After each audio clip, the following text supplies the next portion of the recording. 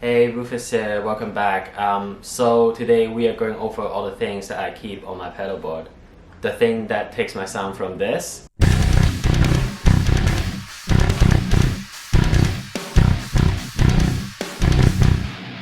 to this.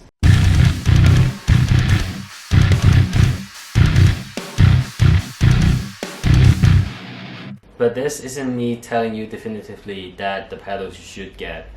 Keep in mind of the types of pedal they are and the functions they have, because those are important despite the brand that you actually end up going with. This is a Pedalboard Solo 18 by Tempo Audio.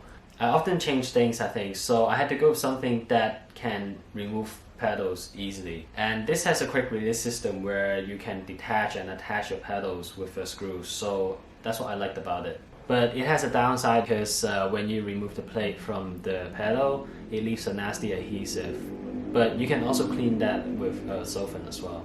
The pedalboard also has enough space underneath that you can put your power supply there. In my case, I got a power module thing so that I can move my power supply anywhere underneath while keeping the power input in the same location. They also have handles to give you a place to lift your pedalboard. But for me, they are blocking my pedals input and output, so I just kind of removed it because the handles are obstacles in my case. But that's the thing with pedalboard. I mean, it doesn't matter how I like to lay it out. Everyone is different with how they like to lay out the stuff. This Line 6 Relay G70 is the first thing in my signal chain. It's a guitar wireless pedal, but more. It has a splitter function with 2 regular guitar jacks and DI output. So I can send signals to more than one place simultaneously if I need to. For example, when I record, I usually like to record my clean and dirt signal together instead of recording the clean signal first and then reamp. And here you have an aux input. What this does is that when you plug your instrument into it, you can transmit your signal without the wireless transmitter. For me though, this is the handy feature because I can leave what's on this pedalboard as my core effects. And say if I have a drop pedal and full filter, octave, or stacking another drive in front in the future just to test things out, then I can use the aux in without having to again rip my pedalboard apart like the Line 6 G30 or G50, because none of those has an aux input like this one. Anyway, it has a booster function that I never got to use. And it has a built-in tuner as well. The tuner doesn't tune well below low B in my opinion, but with misfortune the lowest tuning so far is drop C, so that's alright. And when I record, I always tune in my DAW anyways. Okay, next. This is the Darkglass Luminal compressor. It replaced my Darkglass Supersymmetry compressor because it's a smaller pedal and it has buzz, FET, and the Supersymmetry mode. You can also connect it to the Darkglass suite, where you can adjust the high-pass filter and attack-release settings as well. The only disadvantage I would say is that the attack and release are not mutually exclusive like the Supersymmetry unless you do it in the Darkglass suite, because it's bundled in this time knob.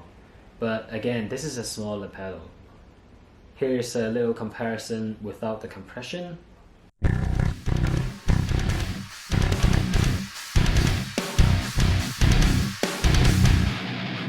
And with the compression.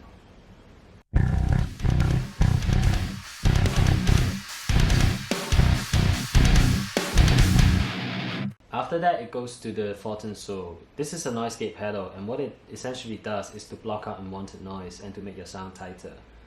It's usually placed after a drive pedal or something, but I'm kind of using it to help with my muting. So here's what it sounds like without.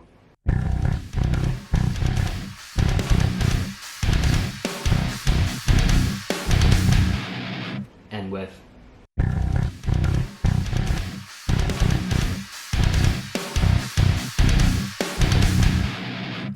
Finally, the Darkglass Alpha Omega Ultra.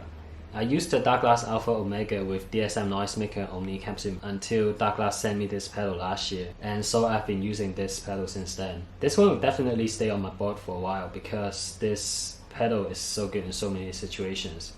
It has 2 drive circuits, Alpha and Omega, that you can either blend in or switch between them. It has a 6-band EQ and it has an impulse response loader, which serves as a cabinet simulator. For instance, you can use it as a clean DI.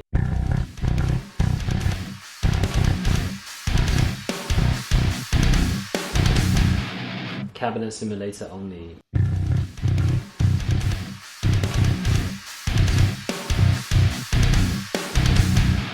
EQ only.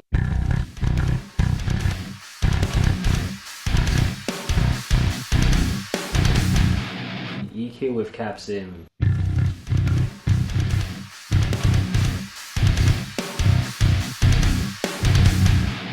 EQ with alpha omega circuit and cap sim.